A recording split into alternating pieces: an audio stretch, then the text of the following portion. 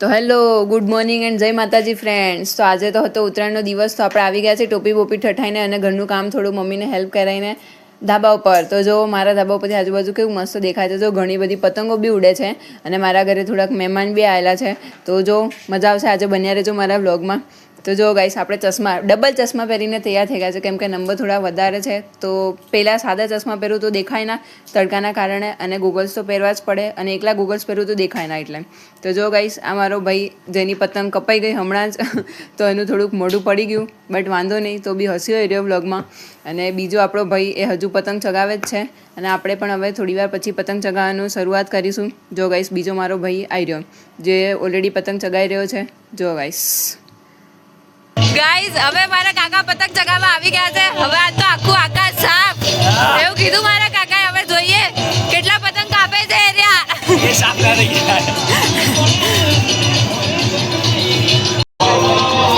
દેખો ગાઈસ, મારી કાકાની એક પતંગ તો ફાટી ગઈ, પણ બીજી મસ્ત ચગે છે. કઈ છે?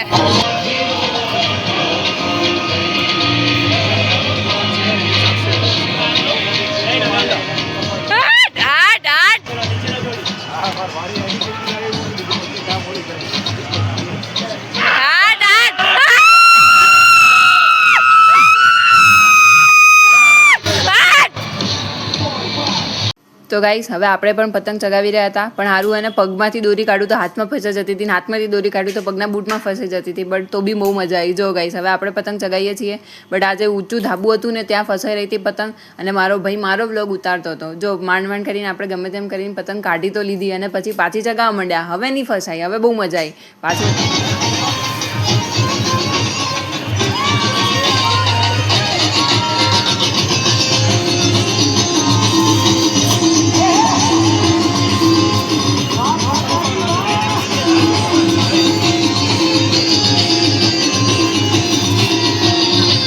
તો ગાઈઝ હવે બપોર થઈ ગઈ છે, અને અહીંયા ઊંધિયું અને પૂરી બની રહ્યા છે. ત્યાં જો મારા કાકી જે છે પૂરી વણી રહ્યા છે. આમ કરો. હા, અને મારા મમ્મી જે છે એ પૂરી તરી રહ્યા છે. હા, અને હવે અમે બધા છે ને જમવાનું.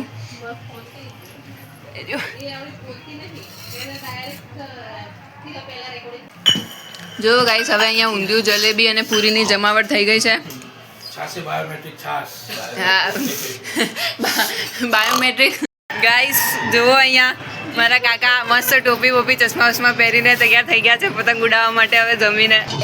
હવે તમે જોઈ શકો છો આપણા કાકા શું ખેંચી રહ્યા છે. બાકી કાકા આવી રીતના ખેંચીને એટલા પેજ કાપ્યા ને જોરદાર, એમને જોવાની એટલી મજા આવતી ને, શું ખેંચતા હતા બાકી ખતરનાક યાર. હવે જો આપણા મમ્મી પપ્પા બી પતંગ ચગાવી રહ્યા છે.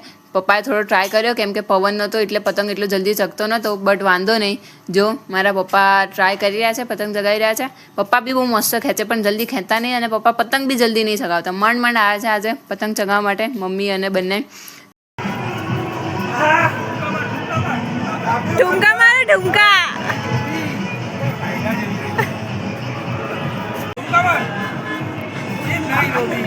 ગાઈસ હવે 3-4 વાગી ગયા હતા બપોરના, મતલબ કે સાંજના. તો હવે આપણે ચા પાણી કરવા માટે બેસી ગયા હતા, કેમ કે ચા પીએ તો આપણને થોડીક વધારે ચુસ્તી આવે, તો મજા આવે પતંગ ચગાવવાની. મમરા અને ચીકીને બધું બી હતું, તો કાકા અને પપ્પાને બધા લોકો એ બધું ખાતા હતા, અને આપણે બેસી ગયા હતા. જો ગાઈસ આપણે ચા પીએ છીએ, હાથમાં પટ્ટીઓ મારેલી છે કેમ કે દોરી એવી હતી, તો થોડી ટોપી બોપી ચશ્મા બસમાં બધું પહેરીને. જો ગાઈસ જો આ લોકોને પાસે હવે કંઈ ઓપ્શન નહીં, તો બધા લંગસિયા લડાવે એ વાગે.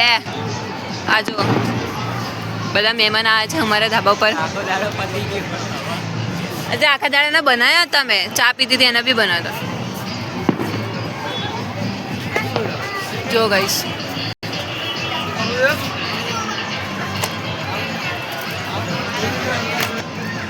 ફાઇનલી હજુ તો દિવસ બાકી છે, પણ પતંગ નહીં ચગતી હારી, ખબર નહીં કેમ. આઈ થિંક પવન નહીં એટલે. તો હવે જોઈએ.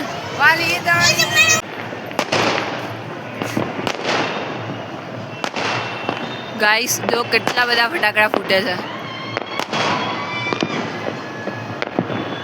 તો ગાઈસ આજે અમે લોકો અહીંયા ધાબા ઉપર જમવાના છે, તો આજે બહુ જ મજા આવશે હમણાં જમવાની. તો જોઈ લો અત્યારે તો હવે આ ઉત્તરાયણ તો ખતમ થઈ ગઈ, હવે કાલે વાસી ઉત્તરાયણ. આજનો આખો દિવસ ક્યાં જતો રહ્યો ને ખબર જ ના પડી, પણ પવન બી નહોતો યાર વચ્ચે, એ મજા ના આવી. બટ વાંધો નહીં, તો બી બહુ જલસા કર્યા, બહુ મજા કરી અને પતંગ બી બહુ ઉડાડ્યા અને સામે કપાયા બી એટલા અને સામે કાપ્યા બી એટલા, પણ મજા આવી બસ. તો ગાઈસ હવે આપણે ધાબા પર હતા, તો પપ્પાનો નીચેથી કોલ આવ્યો હતો કે ધાબા પર બધું સરખું કરી નાખજે, આપણે ધાબા ઉપર જમવાનું છે એટલે. તો હવે આપણે બધું સરખું કરતા હતા, જે બધો કચરો પાડ્યો હતો આજે શેરડીનો આન તેને બધું સરખું કરતા હતા. તો ગાઈસ દેખો આજે અમે લોકો ધાબા ઉપર પાણીપુરી ખાવાના છીએ. જો આ બધા આમને તો ઝાપટવાનું ચાલુ કરી નાખ્યું 2 જણાઓએ. ગાઈસ દેખો અહીંયા લાઇટ બી લગાવી છે સ્પેશિયલ જમવા માટે, કે અને જમવામાં કોઈ પ્રોબ્લેમ ના થવી જોઈએ બસ. અને અત્યારે જમવામાં પકોડી છે, મતલબ પાણીપુરી. ગાઈસ જો અત્યારે અમે ધાબા ઉપર મસ્ત જમી રહ્યા છીએ પાણીપુરી અને ઊંધિયું ને પૂરી ને બધું બી જોઈ લો. ક્યાં બધા મસ્ત બેઠા છે અને જમે છે. પકોડી ભાવતી નહીં એટલે જલેબી ખાય.